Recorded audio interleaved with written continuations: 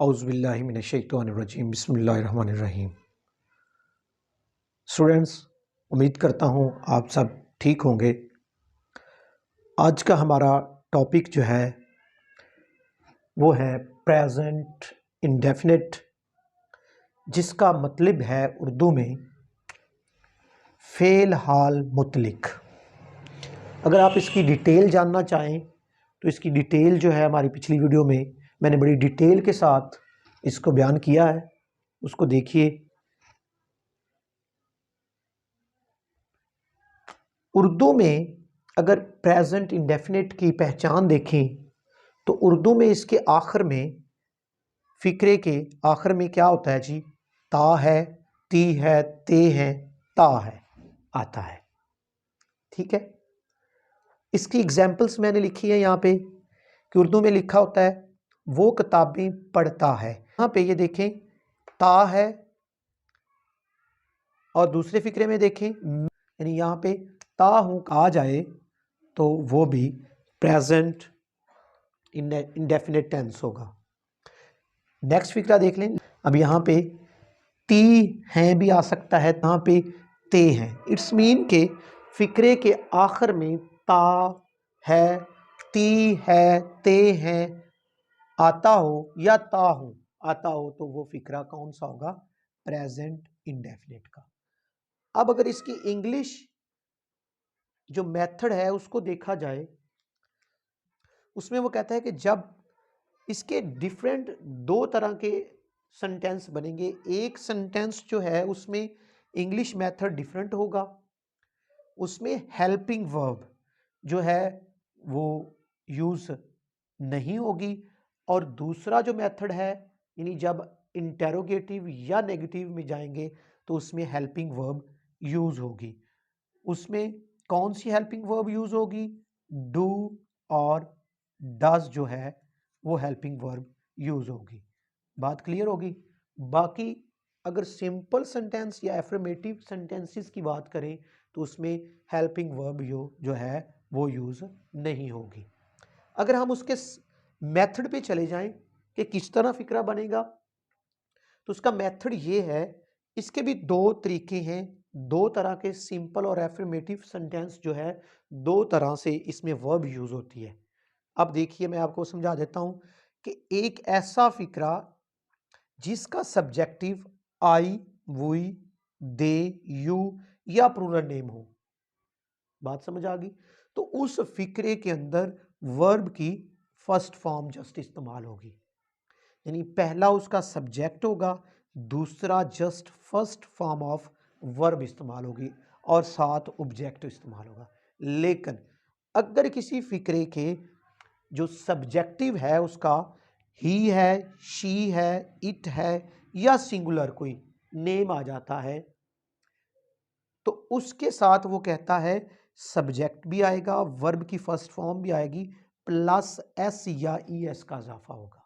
ये मैं डिटेल से बाद में बताऊंगा कि एस किसके साथ लगना है और ई एस किसके साथ लगना है, ये मैं बाद में क्लियर करूंगा। Plus object, plus object. अब हम इसी फिक्रे को, इन्हीं फिक्रे को हम इधर लिखते हैं, बनाते हैं कि किस तरह, कौन सा सब्जेक्ट है इस फिक्रे में, कौन सा ऑब्जेक्ट है और कौन सी वर्ब है।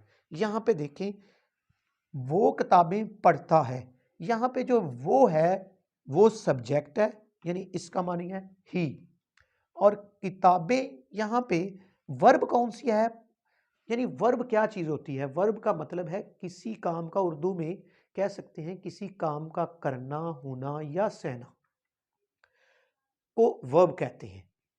यानी यहां पे कह सकते हैं कि पढ़ता है तो इसका मतलब है रीड, पढ़ना का होता है रीड।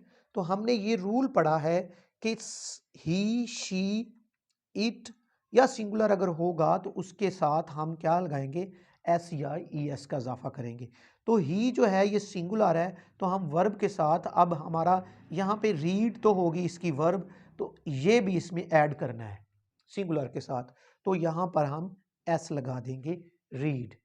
एस लगाएंगे तो ये रीड्स बन जाएगा, और क्या पढ़ रहा है? किताबें पढ़ रहा है। बात क्लियर? उसके बाद हम देखते हैं मैं भाई से प्यार करता हूँ। इसमें मैं जो है सब्जेक्ट आ जाएगा। अब ये देखें आप कि ये जो है ये प्लूरल में हमने लिखा है, तो इट्स मीन इसके लिए ये स्केच आएगा, यानी सब्जेक्ट प्लस वर्ब और प्लस ऑब्जेक्ट। इसके साथ एस या एस का इजाफा नहीं करेंगे, तो हम लिखेंगे आई सब्जेक्ट हो गया, और प्यार करना का मतलब यानी प्यार करता है लव, ठीक है। और किससे प्यार करता है? अपने भाई से, यानी भाई से वो प्यार करता है, तो आई लव ब्रदर, मैं भाई से प्यार करता हूं। जी स्टूडेंट्स, अब हमने पता करना है कि एस और ई एस किसके साथ आना है। कौन सी वर्ब है जिसके साथ ई एस इस्तेमाल होगा और कौन सी वर्ब है जिसके साथ एस इस्तेमाल होगा। तो ये सिंपल, कोई मुश्किल नहीं है। ई एस का हम देखते हैं कि ई एस किसके साथ इस्तेमाल होगा। वो कहता है कि वो वर्ड जिसके एंड पे सी एच आ जाए, यानी वो वर्ब के तौर पर यूज हो रहे हो और उसके एंड पे सी एच आ जाए, तो उसको देखते हुए हम उसके साथ ई एस का इजाफा कर देंगे। फॉर एग्जाम्पल, ये मैंने पहला लिखा सी एच, इसका मतलब है कैच। अब यहाँ पे आ गया है कैच, ये वर्ब के तौर पर, तो हम यहाँ ये सिंगुलर है या प्लूरल है। अगर ये सिंगुलर है तो हम इसके साथ क्या लगा देंगे? ई एस का इजाफा कर देंगे। यहाँ पे हम एस नहीं लगाएंगे, क्यों? क्योंकि हमारा रूल बता रहा है कि जिसके एंड पे यानी वर्ब के एंड पे सी एच आए तो उसके साथ ई एस लगा देंगे। इसी तरह जिसके एंड पे वर्ब के एंड पे एस एच आ जाएगा, यानी जिस तरह ये वॉश बन गया, तो उसके साथ भी हम ई एस का इजाफा करेंगे।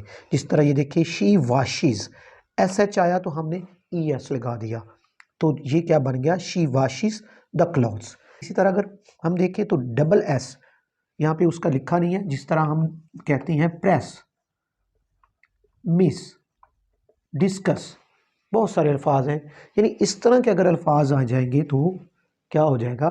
उसके एंड पे भी हम ई एस का इजाफा कर देंगे। हाँ, अगर पीछे से सिंगुलर है। इसी तरह अगर ओ आ जाए, फॉर एग्जाम्पल गो, तो यहाँ पे मैंने ये देखिए गोज बना दिया। और फॉर यहाँ पे अगर इसी तरह एक्स आ जाए जिसके एंड पे यानी मिक्स आ गया, तो मिक्सीज आ जाएगा। जी है तो उसका बुज, और ये भी अगर सिंगुलर के सामने आ जाएगा तो यहाँ पे ई एस का इजाफा कर देंगे। यहाँ पे ये देखें, अब ये क्लियर हो गया। अब एस किसके साथ? जो बाकी बचेंगे, यानी जो भी वर्ब आएगी सिंगुलर के साथ, तो उसके साथ हम बगैर देखे एस लगा देंगे। फॉर एग्जाम्पल, ये मैंने एक फिक्रा बनाया, ही प्लेज फुटबॉल। अब यहाँ पे ही है तो यहाँ पे प्लेज है, मैंने प्ले एस लगाया है।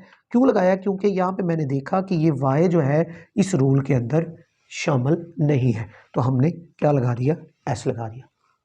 बात क्लियर होगी। अब हम पहुंचे हैं नेगेटिव सेंटेंसेस पर, यानी मनफी फिक्रात। अगर कोई मनफी फिक्रात आता है तो हम उसकी ट्रांसलेशन इंग्लिश में कैसे करते हैं? तो उसका जो मेथड है, पहले है सब्जेक्ट, उसके बाद डू और डज। डू और डज अगर मनफी है तो साथ नॉट लगेगा, प्लस वर्ब की फर्स्ट फॉर्म और प्लस ऑब्जेक्ट। यहाँ पे एक चीज़ मैं क्लियर करता जाऊँ कि हमने सिंपल एफर्मेटिव में देखा था कि जमा नेम के साथ प्लूरल सब्जेक्टिव के साथ हमने just first form of verb इस्तेमाल की थी, ई एस का इजाफा नहीं किया था। अब यहाँ पे जो सिंगुलर है उनके साथ भी जस्ट फर्स्ट फॉर्म ही इस्तेमाल होगी, यानी ही, शी, इट के साथ या सिंगुलर नेम के साथ भी एस या एस का इजाफा नहीं होगा।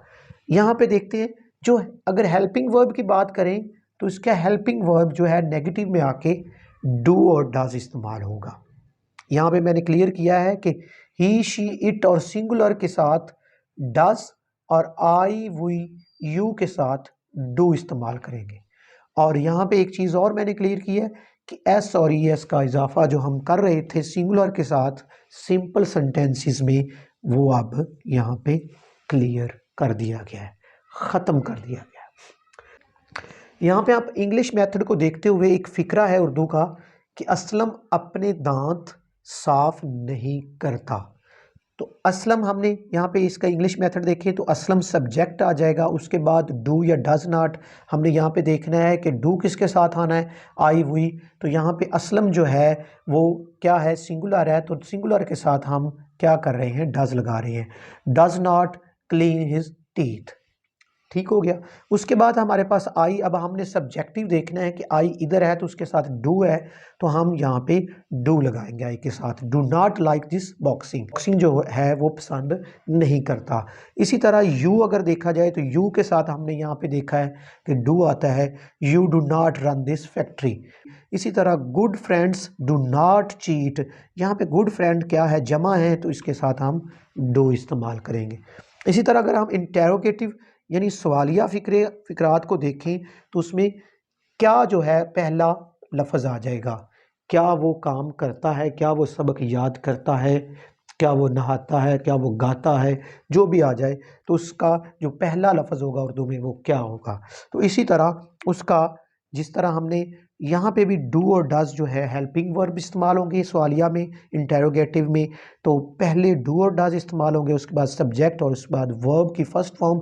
यहाँ पे ई एस और एस का इजाफा बिल्कुल नहीं किया जाएगा सिंगुलर के साथ भी, और उसके बाद ऑब्जेक्ट। यहाँ पे मैंने कुछ फिक्रे बनाए हैं। डज यानी does Aslam clean his teeth, क्या असलम जो है अपने दांत साफ करता है, तो डज जो है क्या को शो करवा रहा है। तो हमने यही चीज़ पढ़ी थी कि ही शी इट या सिंगुलर नेम के साथ डज इस्तेमाल होगा। सेम वही स्केच जो है, इसमें से सिर्फ नॉट निकाल देंगे तो हमारा ये सवालिया जो है फिक्रा बन जाएगा। इसी तरह डू जो है हमने यहाँ पे पढ़ा, डू किसके साथ आना है, इन के साथ आना है, तो यहाँ पे भी यू है तो इसलिए उन्होंने डू लगाया हुआ है। तो do you run this factory. और उसके बाद जो मेन चीज़ है, ये चीज़ जो मैं आपको क्लियर करा दूं कि इसके एंड पे क्वेश्चन मार्क्स ज़रूर आएगा। अच्छी लगी होगी, उम्मीद करता हूँ मेरी ये वीडियो लेक्चर जो है आपको पसंद आया होगा। अगर आपको ये लेक्चर पसंद आया हो तो इसको लाइक कीजिए और मेरे चैनल को सब्सक्राइब कीजिए। थैंक यू जी, अल्लाह हाफिज़।